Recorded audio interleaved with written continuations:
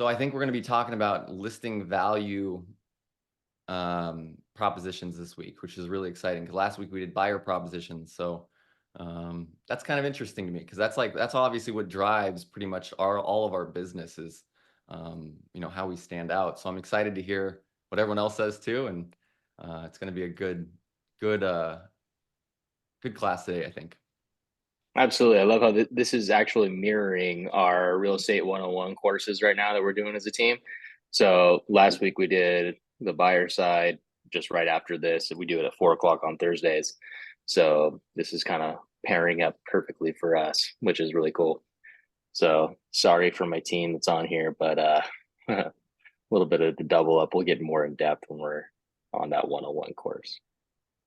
Well, I think what's cool too about that is that if you are, focusing with your team meetings and you're kind of, you're obviously teaching what you know, you teach what works, you make sure that they have the fundamentals, but then if they can come to these classes, they can pick up little things that, like all of us, man, I don't do everything. There's no way we can do everything. And you pick up one or two things that you add to, what you're teaching them and what they're doing that works. And then all of a sudden they see that growth that's like organic and they're like, oh my God, like, building my real foundation, building my business. And it's just those little things here and there that at least I have found that really helps you grow. Man, this is so invaluable because I've learned, so much just on my short time being on this panel, hearing all these other great agents talk about how they're operating in their business. And I've been picking Matt Battiotta's brain on all of these listing propositions and tailoring them into every aspect of our business. So it's fun just having people that have gone before us really having successful business, being an open book and sharing because, you walk into a Caldwell Banker office and everybody's door is shut. Nobody wants anybody to know what they're doing. And in reality, there's nothing new under the sun, right? But how can we take a great idea and actually implement it? And that's why this panel has so much value to me.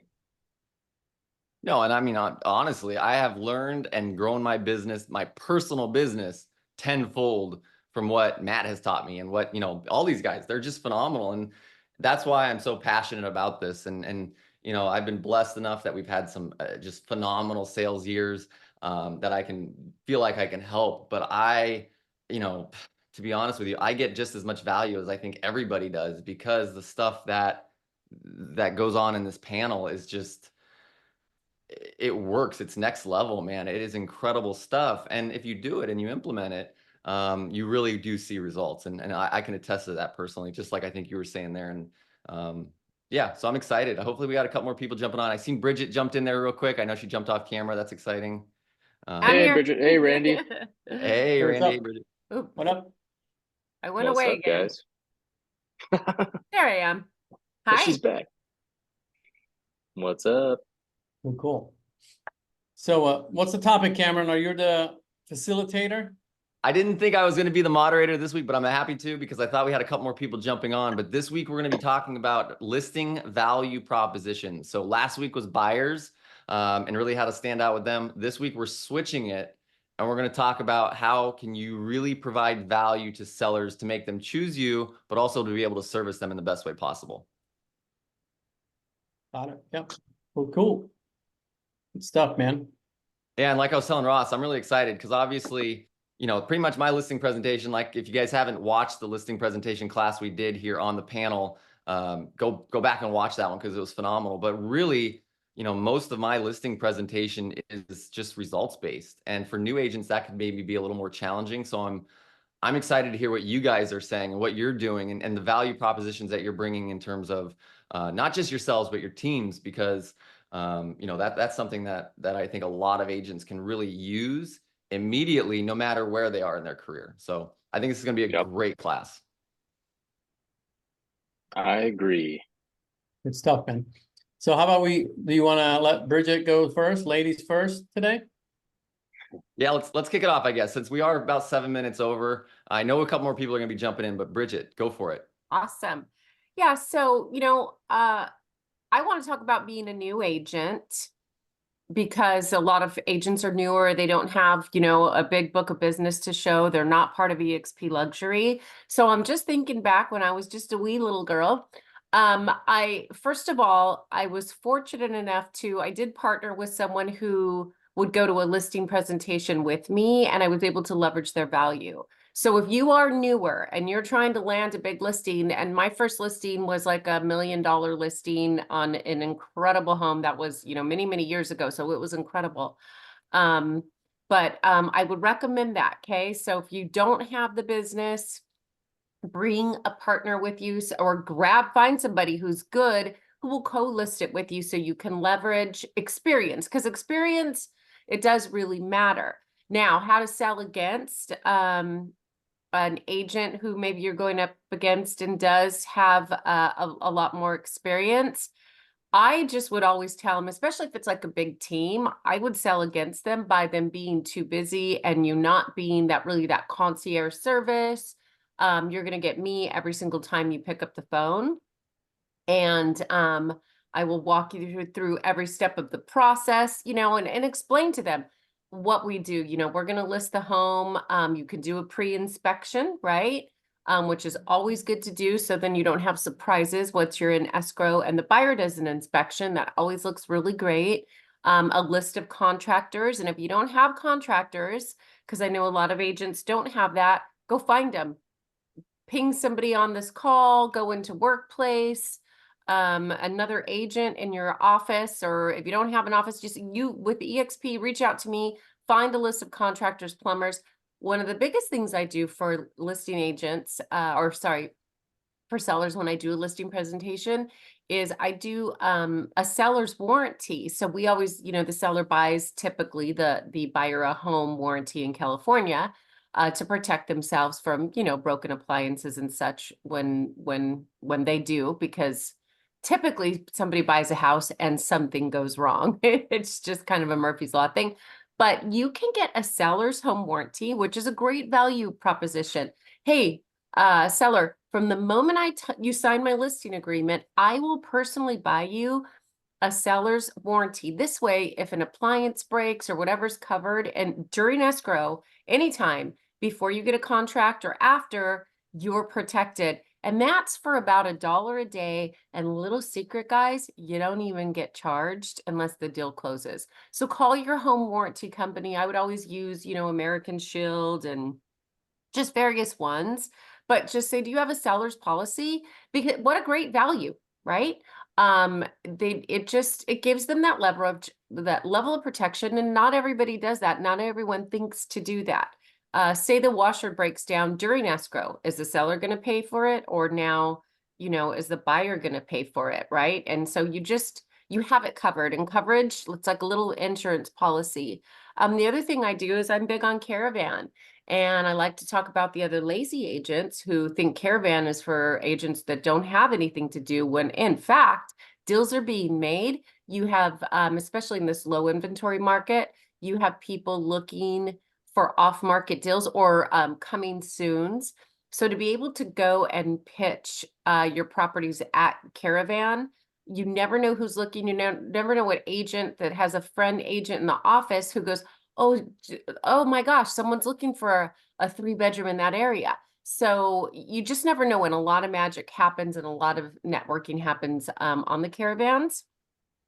So that's a big one. Now, fast forward, and again, leverage someone else's experience if you can.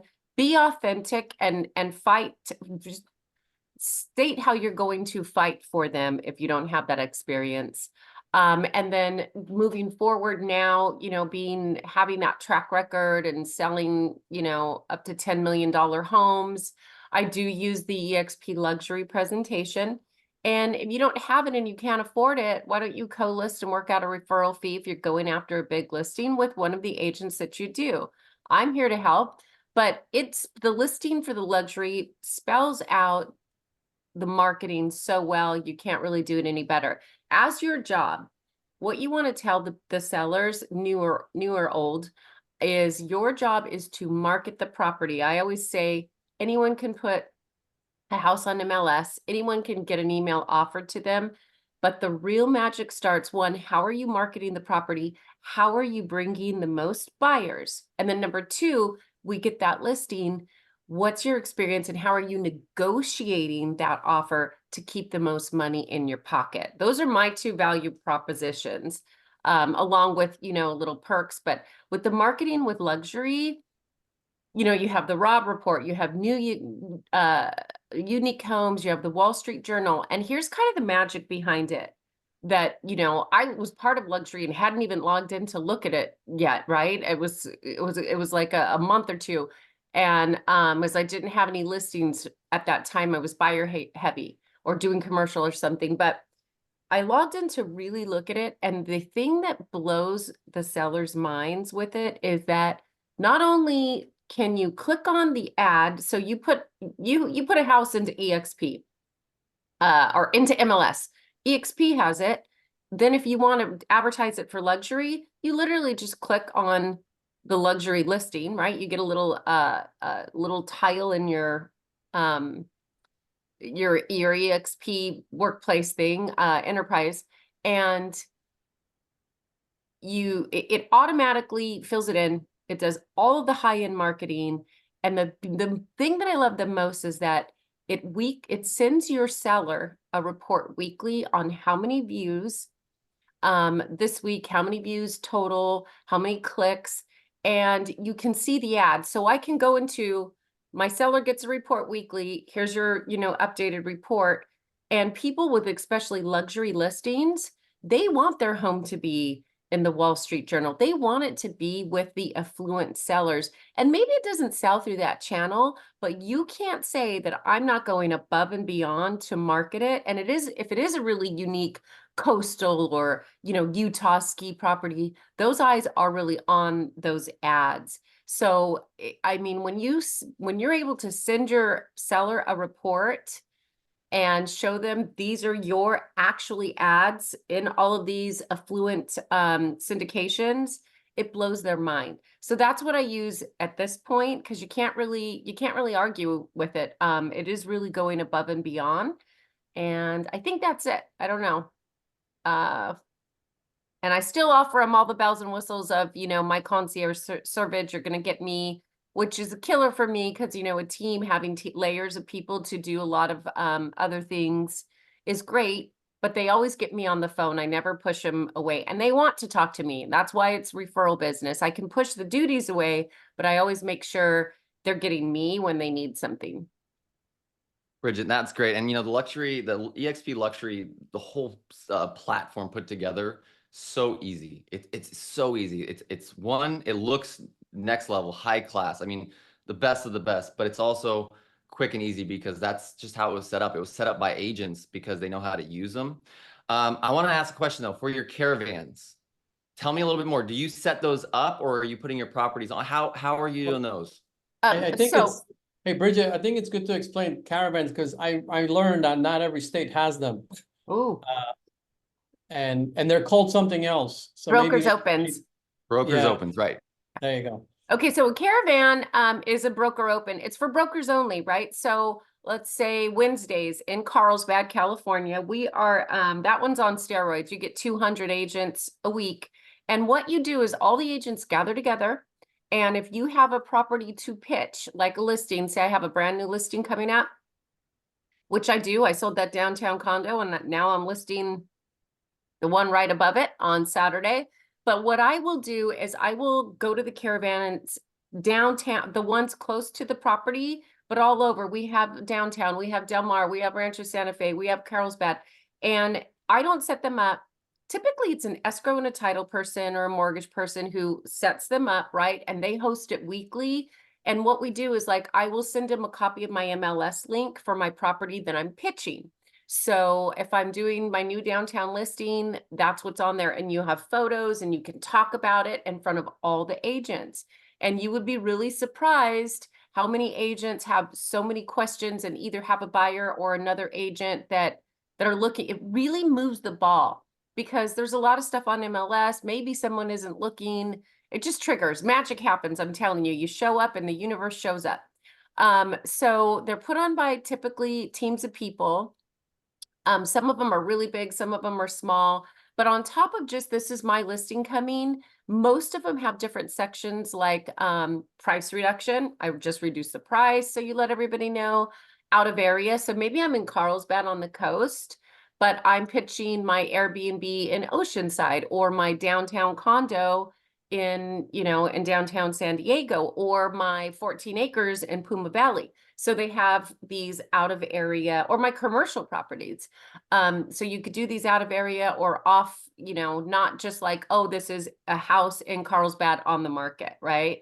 You do out of area, you do rentals. So it's a really busy place where agents gather together. And then what typically happens, say it's a Wednesday, I put my property on MLS, the meeting's at 9 or 10, and yeah, the meeting's at 9, ends at 10, and then by 10:30, you actually open your house, and it's on MLS as Caravan Open House for agents, right? So you could go in and pool broker caravans, and then you let all the brokers come through. Now, it's not advertised like on Zillow as an open house, but it's advertised with MLS, and all the different little associations that were, you know, the realtor associations, it's advertised there. And then all the brokers come through. Sometimes people serve lunch, give away a gift card to make, you know, agents go to their house. And then if, you know, I always put up a lot of signs, and then if buyers or neighbors walk in, that's fantastic. Agents will bring their buyers, but it is basically it's agent to agent marketing of the property. That's Hey, fantastic. hey, That's and, great. like, I know, go like, ahead, Randy. our caravans for brokers in Southern California are like on steroids.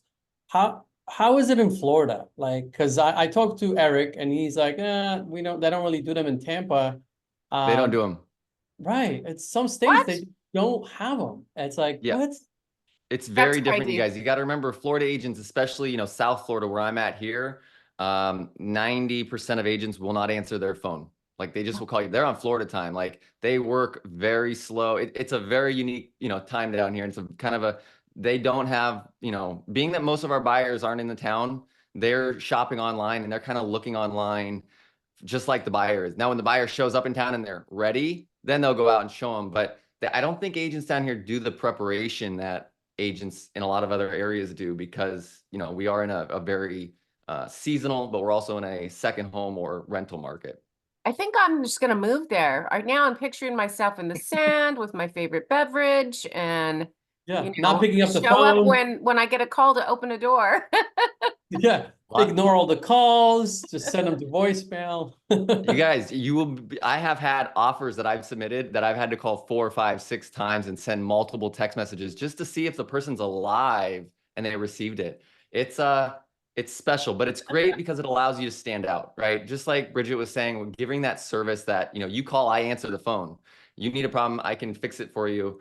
That has allowed me to obviously stand out and grow. So I don't mind having the, let's say, more challenging agents, because it just makes it so that you're easier to stand out when you go on listings. So Bridget, that was awesome. The caravan idea, I think, is awesome. And if you don't have one going on, you said that a lot of times the title companies or the lenders will put them together. So reach out to your title company, right? Reach out and see if they would big on it. work with you.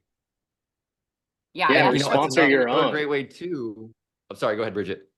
Escrow is like usually one of the leaders, or go to your realtor board, right? So here, you know, North County or San Diego Association of Realtors, again, in California and San Diego, steroids, everybody goes, they're so popular. But reach out to your board if you don't have one and say, hey, can we get some affiliates to put it together?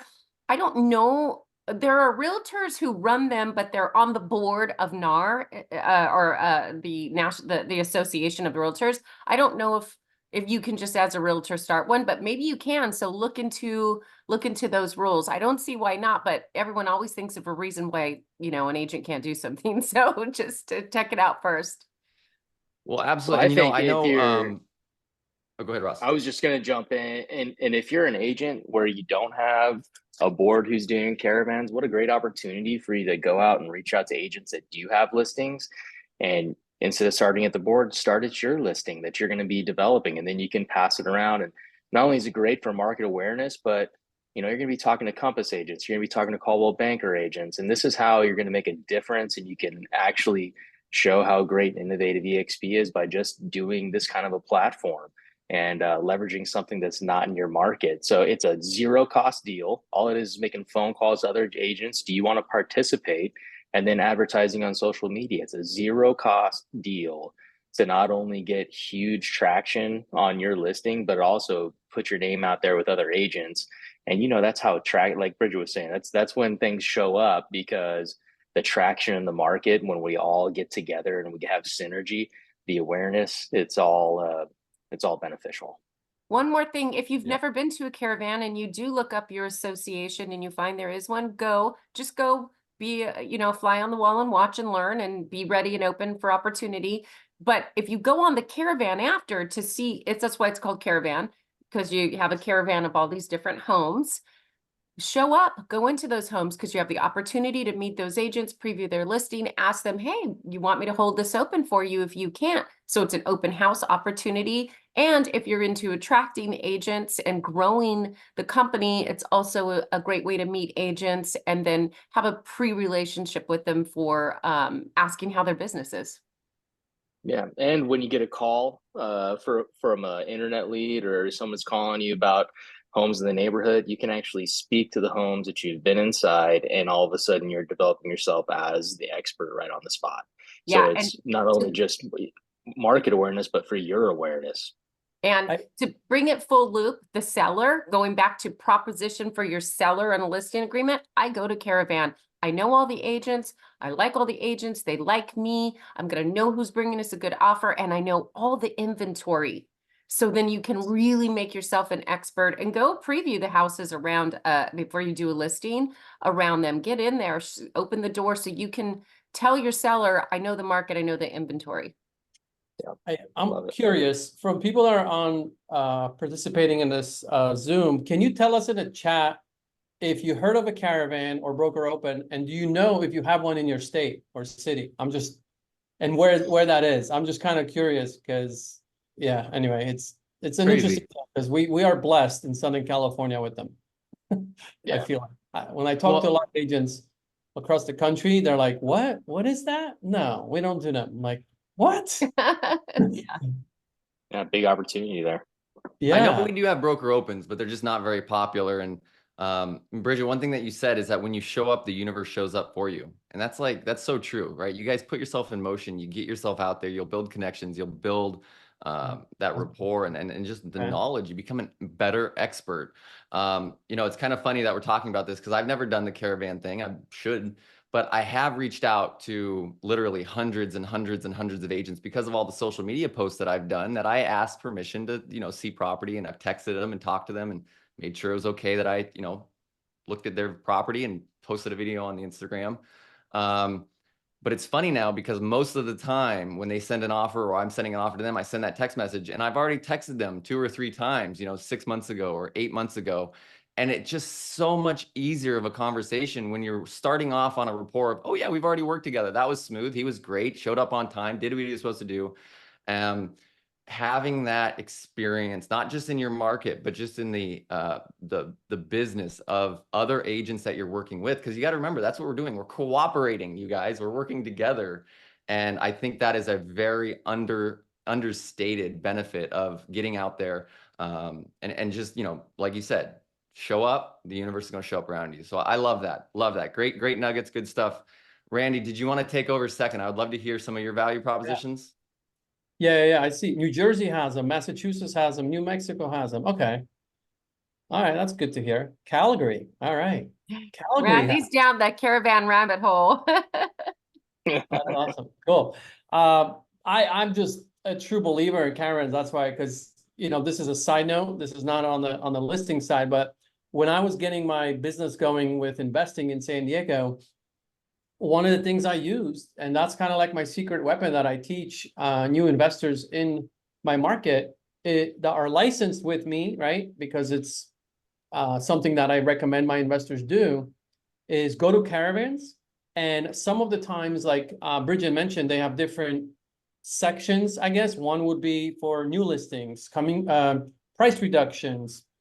Then they sometimes have a buyer needs section or time frame. And when they would say, hey, anybody have a buyer need, or, and I would raise my hand, right? Because I was a licensed investor in a room. My intention in the room was not really to pitch any listing or anything, because I was after investment properties, right? So I would just say, hey, I'm a licensed agent. I'm here. Actually, I'm representing CT Homes, our investment company. I'm looking for fixer-uppers. The uglier, the better. I don't care if it's burnt down, foundation cracked, whatever.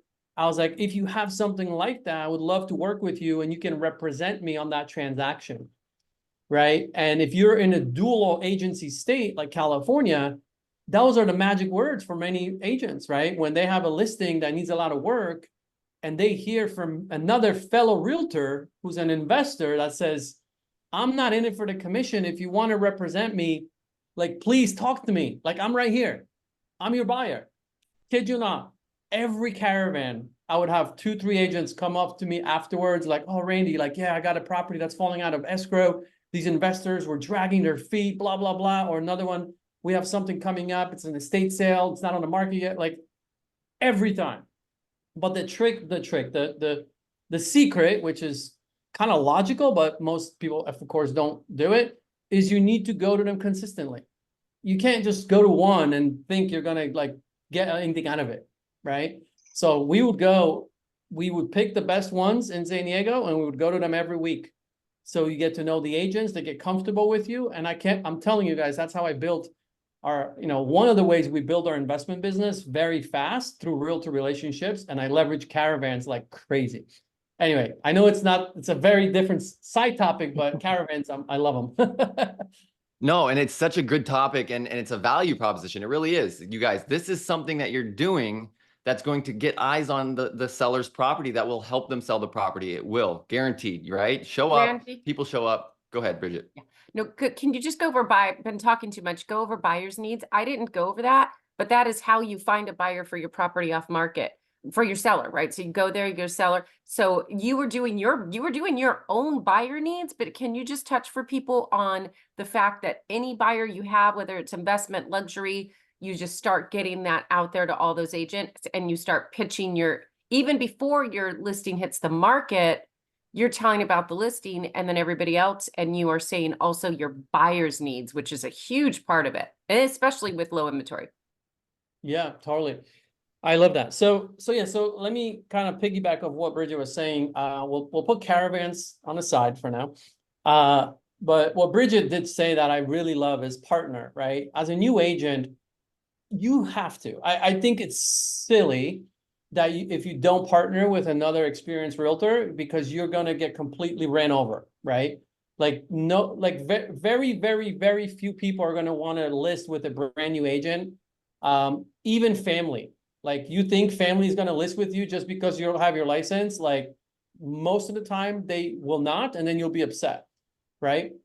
So that's first. Like, I can't stress enough how important that is. If you're a new agent listening in, find another agent from your brokerage, right? That's easier if you can partner with another realtor from the same brokerage, so you can co-list together, right? Because otherwise it gets a little confusing.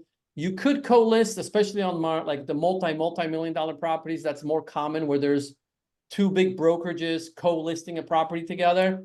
But it's less common in like your traditional single-family first-time home buyer markets. Like, that's rare, right? And you need to usually get a waiver or approval from your broker to do that, because it has to do with E&O insurance and coverages. So if you're going to partner with someone from within your brokerage, number one, that's obviously has market share and has experience in the area.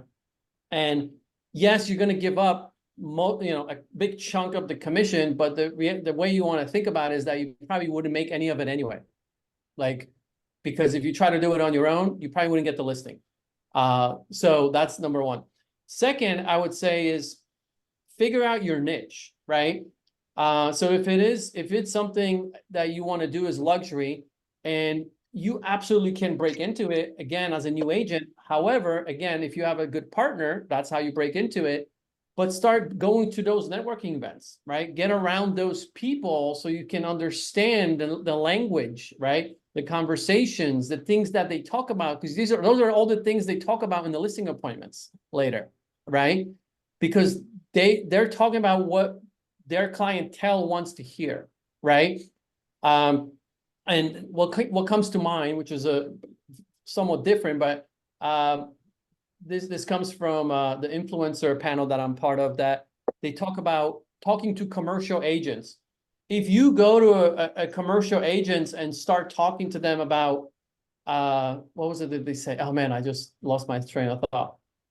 It will come back. Anyway, if it doesn't relate to them, you're gonna lose them, and you're not gonna look like like you're in that sphere of influence. So if you're luxury, understand the lingo. If you're like, for example, me, I work with investors, right?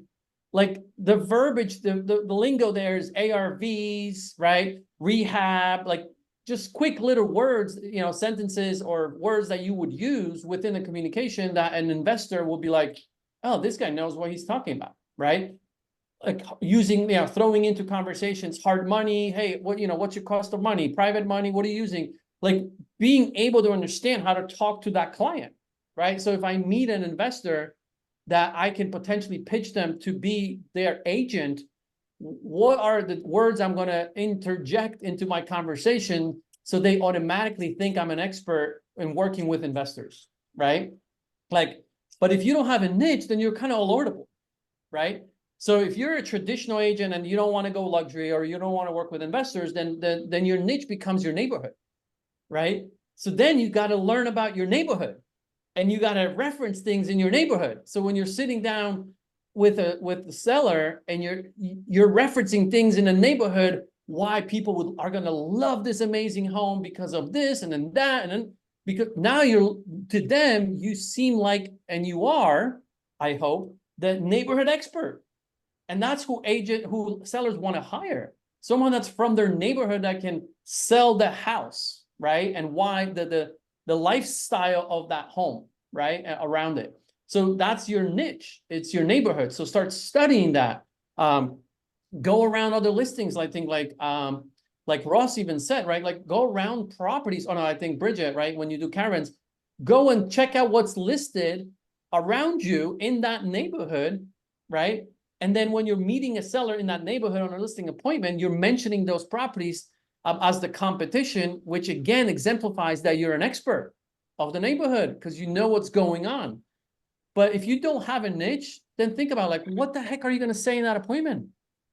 Like, what are you going to say if you're a new agent? You have no niche to kind of lean on to reference that has nothing to do with stats, right? None of the things I mentioned have anything to do with stats. What are you going to say? Right? So anyway, so those are the things. And then, for example, look into your brokerage, because this is another thing. Our brokerages are giving us so many tools and resources, and most agents don't, probably only use 10% of it, right? So look into your own brokerage, see what's available that speaks to the seller. For example, like us at eXp, we have something called Zenlist, right? And I know a lot of eXp agents don't even have a clue we have access to it. Okay, this is something that Glenn Sanford invested into a year ago, I think, or less. And it's an exclusive marketplace between realtors at eXp. And I'm using that as a leverage point when I'm talking to sellers. Because I don't know if you know this, but in California, it is very difficult to market a property that's coming soon. They have all these rules and regulations around it, but we can market to other realtors in our brokerage. And the beautiful thing about it, eXp is one brokerage. They're not divided up into different franchises, right? So we are one brokerage. We are literally allowed by guidelines of CAR, California Association of Realtors, we are legally allowed to market our property to 80,000 agents in eXp nationwide. And the way we do is through the platform called Zenlist, right? I'm not going to get into the details of it because that's not what this is about. But the point of it is find out what is it that your brokerage has that you might not even use, that that you're not aware of, that you can leverage in your seller appointments. Because, for example, we listed a property for a client. He lives in Missouri.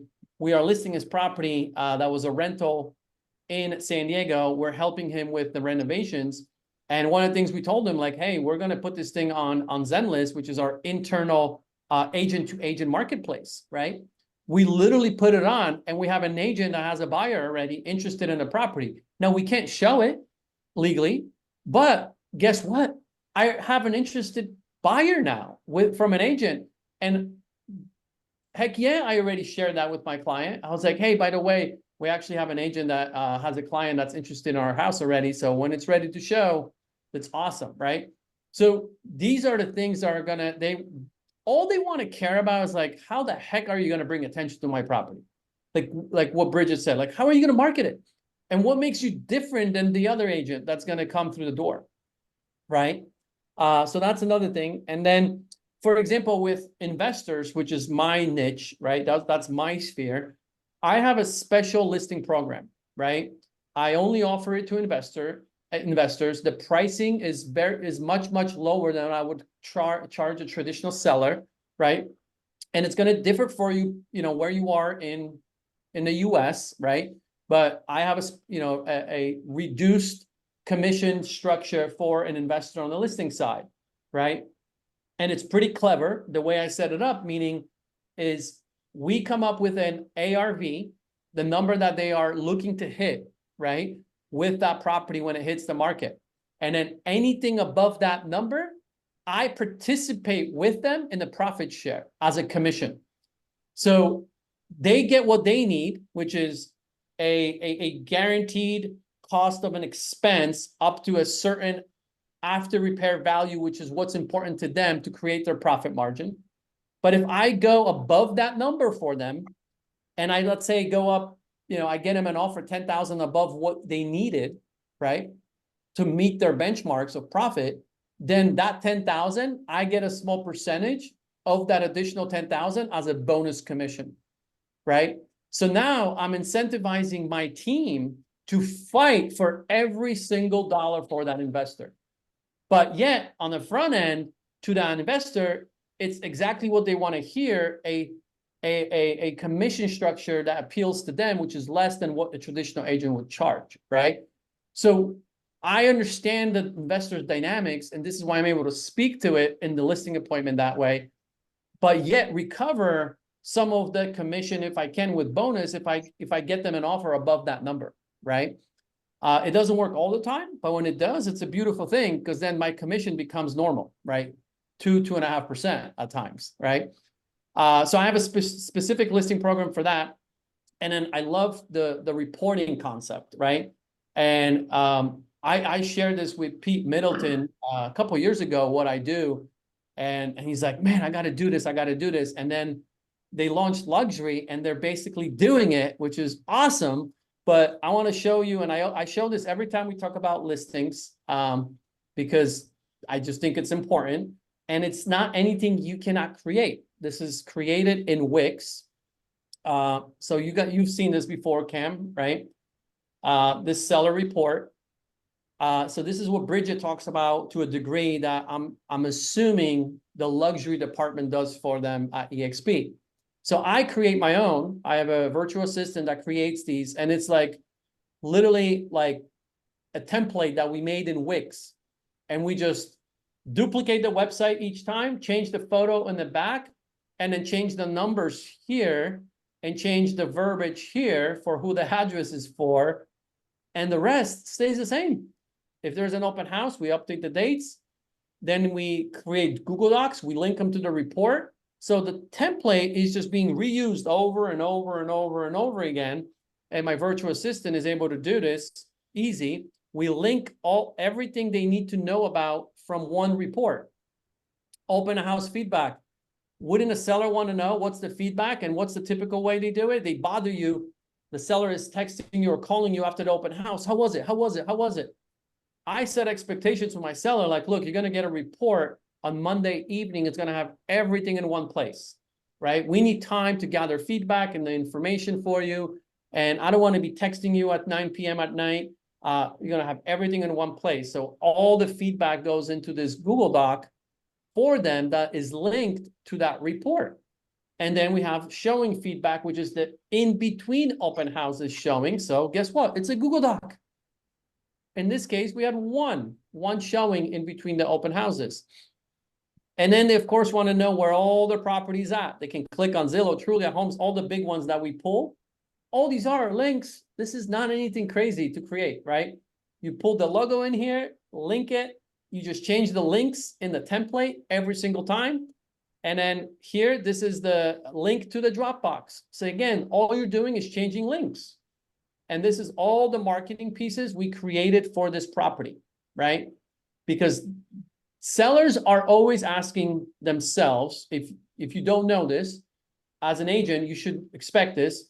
When you list the property and you told them what you're going to do to market it, the question they're going to have when the property is listed, are you doing the things you just told me you were going to do 3 weeks ago?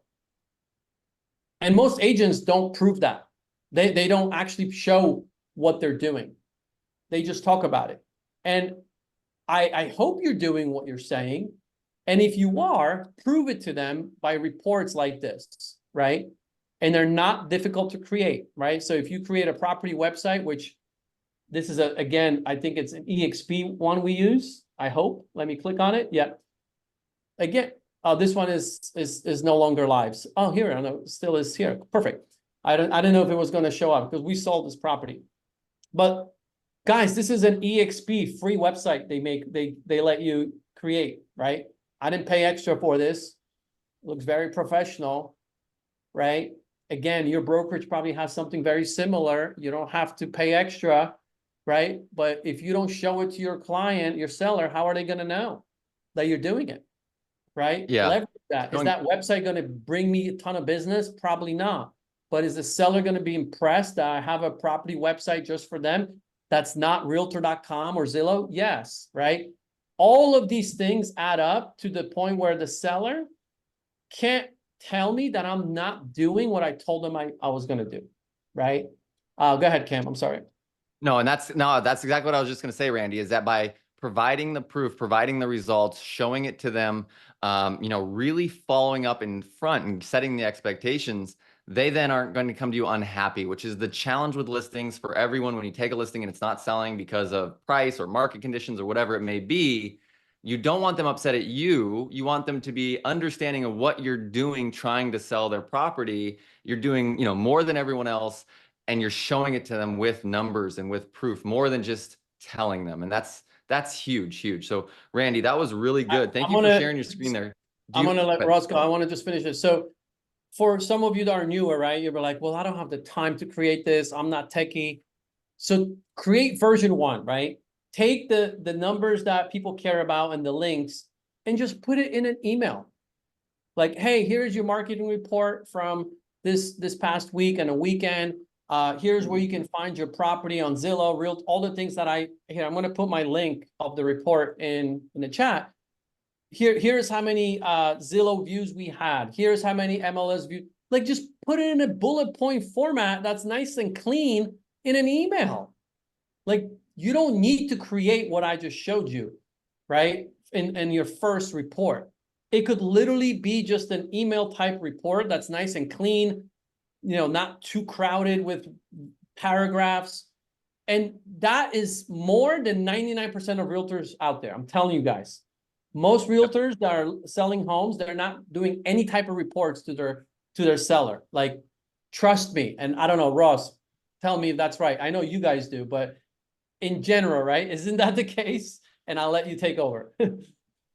Yeah, you got to think so, Randy. Excellent. And beautiful landing page, beautiful links. I mean, that is really well done. Excellent job. Love that. Thanks for sharing.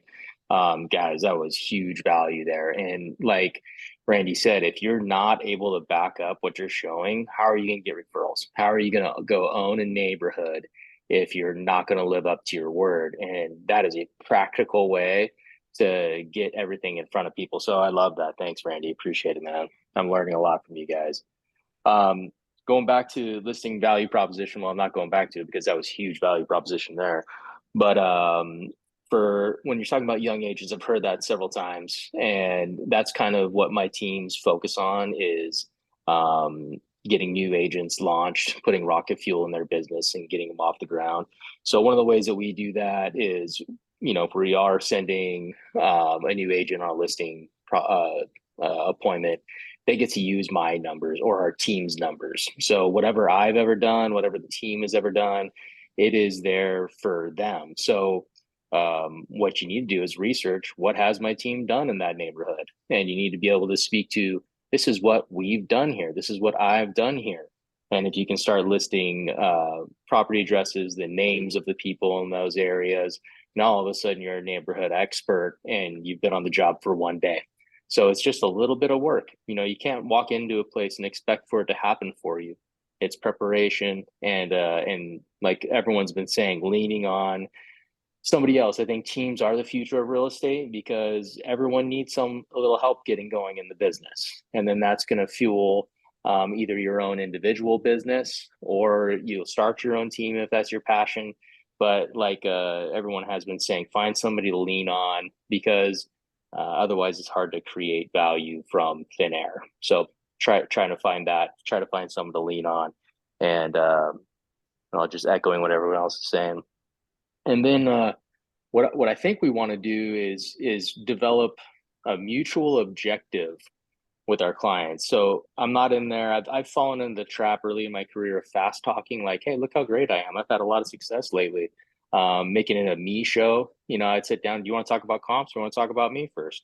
And yeah, some people like that, but in reality, we're working together with our clients. We're not really looking, in my opinion, not looking for that employee-employer type of relationship, because then I lose all my leverage as the expert and consultant, because I've left it in my client's hands as my employer. And I've fallen into that trap early in my career. But now we want to have a mutual objective to sell their home for the highest possible price in the seller's desired time frame and the most favorable terms. So we want to develop a marketing strategy and develop what is fair market value, right? And if we're able to explain what fair market value is and not just come up with a number that we think, then they can't argue it. They can't decide to let someone buy, quote, buy the listing because, well, Johnny down the street said, he can sell it for 50,000 more than you, Ross. I mean,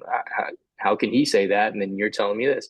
So we don't make it a subjective number. We make it an objective for us to come up with the number. So we're going to factor in the location of the property. We're going to factor in the condition, what buyer demand looks like, then, there's comps. We want to talk about prices of similar properties in the market and the timeframes of those, what our competition looks like, what recent sales and what properties on the market look like. And then also we need to talk about what available financing looks like. And I know Randy's running a huge campaign on trying to find financial solutions for people, across the nation. I think that's fantastic. So if we can have those objectives right away and we can develop fair market value, that is our value because we're consulting with them, not for them. I think the other thing we need to do is describe what our full service real estate looks like. So when you hire the Stout team, this is who we become. We become your marketing manager. We're going to showcase the property in the finest manner. We talked about the EXP luxury platform. What a fantastic and easy way to make a property look beautiful seamlessly. Like Bridget said, you go on and all of a sudden, voila, it's magic. We're there. Develop and implement a customized marketing plan. Not every house has the same story. So what do we need to do? We need to have that conversation, make it personal, because we only have a short amount of time for someone to like us, know us, and trust us. We got to handle those three things when we're talking to somebody at a listing presentation. So we need to be able to show them we have a plan for them, find out what their plans are, merge them together for a mutual plan, determine what the best price is, and communicate regularly so we stay informed. And Randy just outlaid an excellent weekly communication plan for you guys to follow. I mean, it's simple. It's not rocket science. Don't reinvent the wheel, but don't let the wheels fall off, right? Can't do nothing. So implement something there. We're going to be a liaison manager. We're going to introduce new buyers to the property. We're going to pre-qualify them so we don't waste time. We're going to ask those hard questions up front. So we're not just letting any Joe Schmo in off the street. We're actually going to work with only high intent buyers getting there. And then we're going to provide with timely updates on viewings and buyer feedback. Again, love Randy's presentation of that. And then we're also the negotiator. We're the closing managers, and we're your full concierge service. So when we're telling them these things, and then we're able to like bring the fire like Randy does there on a weekly basis. Like the way I do it is just in like what he said in email format. Because I'm kind of busy working on the buyer representation agreement stuff right now. But I just put it in my notes like big thing like Randy. Like I'm not gonna reinvent the wheel. That's fantastic. So I'm gonna do that. I love that. Instead of just taking more time and writing an individual email each week, now we can just streamline it. Click, click, click. Done. Love it. So for me, those are the big things on value props up front. And then also, I'm just going to echo the great David Lawson. Implement that quiet sale, right? The off market opportunity. If you sign this listing agreement with me while we are getting this ready to show, I have the opportunity to put it on Zenlist. I have the opportunity to put it on Express Offers. I can get you 3 cash offers in 72 hours. Oh, I just use a huge buzzword, cash offer in 72 hours. What does that look like? Yeah, the offer is not going to be what they want, but we can show them now what open market strategies can look like to make that number look a lot bigger for them. So we're enticing them, we're reeling them in with value propositions that we could have an offer before we even hit the market. And then we can understand what a fallback cash opportunity looks like if the market's not yielding what you exactly want. And that's something that can be called that off-market deal, or you can say, yeah, I have pocket buyers working. These are things that everybody does, but like Dave always says, name it. You know, it's the Stout Team Quiet Sale. You haven't heard about the Stout Team Quiet Sale? I love when Dave goes on his script like this. What do you mean? You sure you haven't heard about it? Everybody knows about it. It's great. Let me tell you what it is. And all of a sudden you look like it's like the, you know, the latest and greatest thing. So that's the other thing, is presenting yourself with massive value, because you are valuable. You do have a great work ethic. You are who you say you are, but these are just ways to back it up and continually show it. And I think that's enough from me. Perfect. Ross, that was excellent, buddy. You got 5 minutes left. Yeah, man, I'm gonna be Sorry, quick. Cam. Good No, job, no, Ross. that's okay. Guys, man, I learned so much from all of you guys. I will say what I'm going to tie into was what you were just saying there, is that you have to think like the seller, right, Ross? That's kind of not thinking like the agent. You have to think like the seller. Find what their challenges are, what their problems are. Most sellers, you guys, are single issue minded. They have one problem that they want fixed, and if you can fix that problem, they're going to hire you.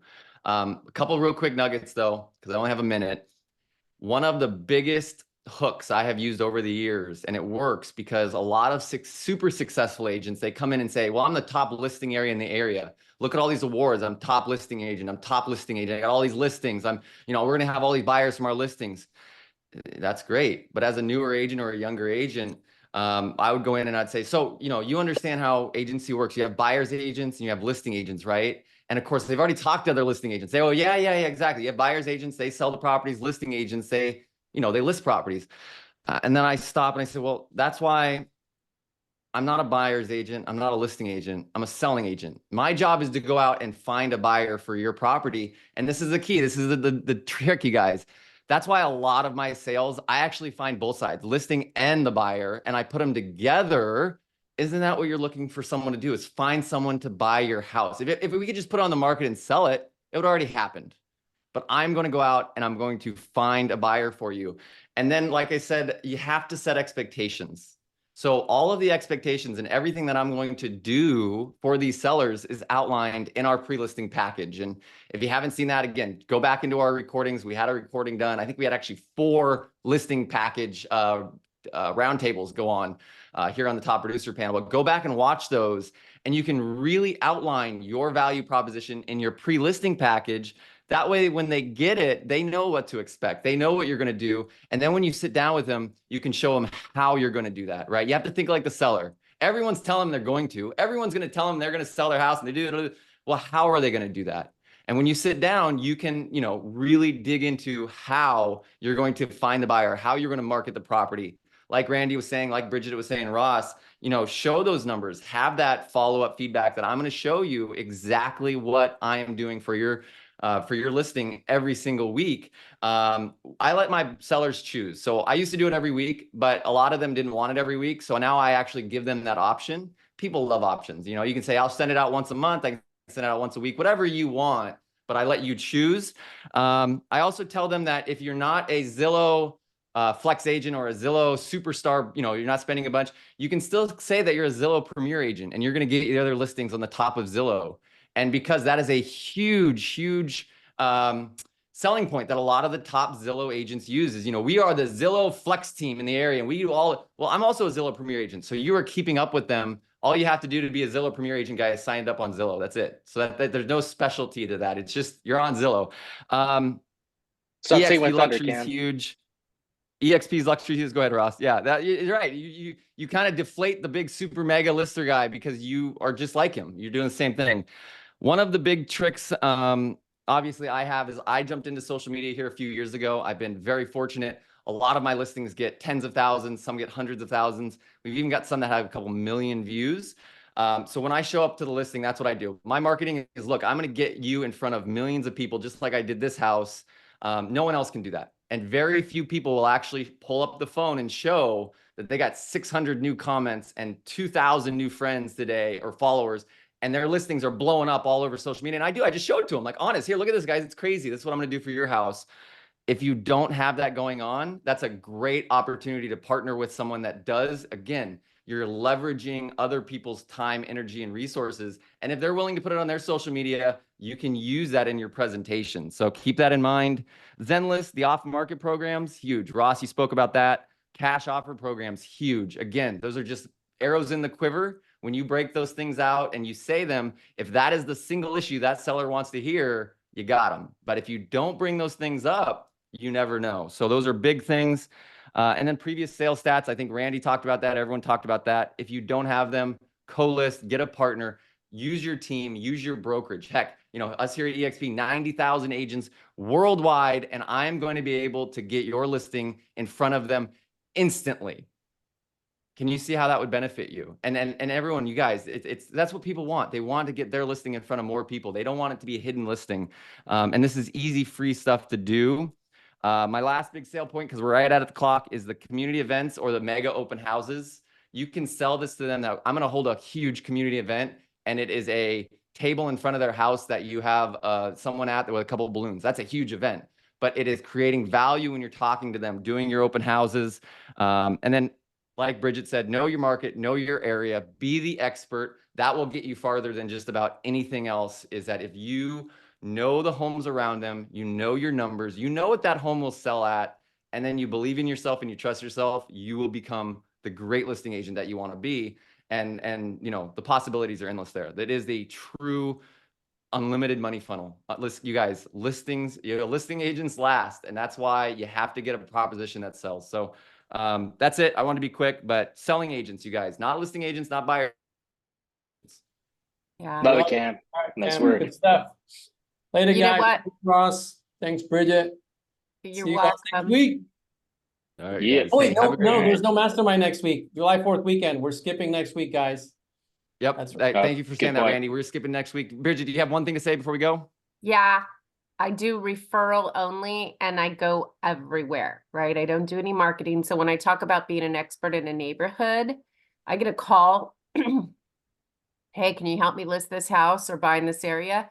And I roll up my sleeves and go down a rabbit hole on MLS, go through every photo. Don't limit yourself. Yeah, you want to be the area neighborhood expert, but I've never been just this pocket neighborhood. I don't know.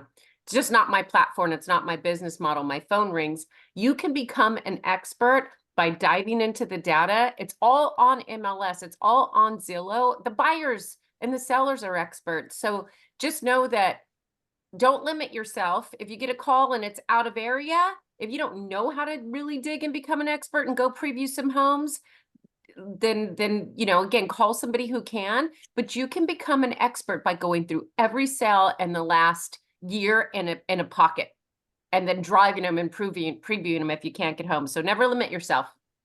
I love it. Good. Be unlimited. All right, you guys, let's make a difference Yeah. this week. Thank you. Have a great week. Okay. Later. Bye. Great job, guys. See ya. See you guys. Bye.